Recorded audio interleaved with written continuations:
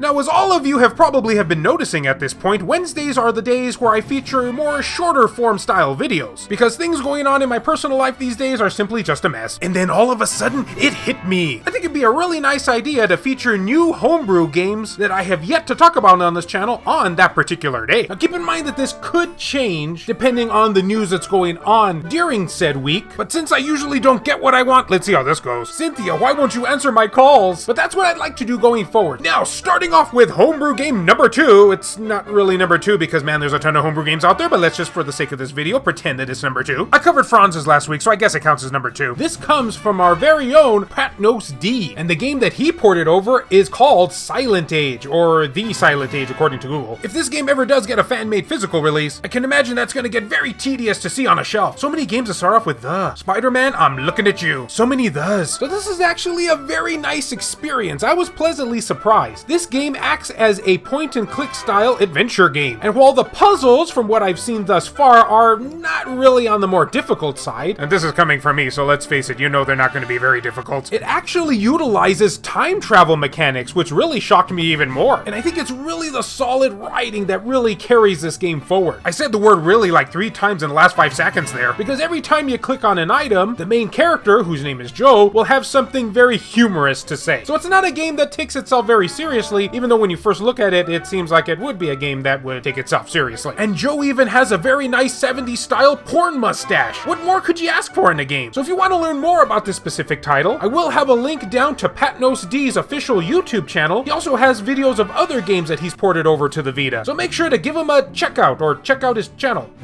Just check it out. And since apparently I can't talk anymore, I'll just leave it at that. This video has been brought to you in part by all these wonderfully generous Patreon and YouTube membership supporters who help make this content possible. If you would be interested in supporting the channel, then make sure to check the links down in the video description below. Thank you for watching, and I'll see you next time.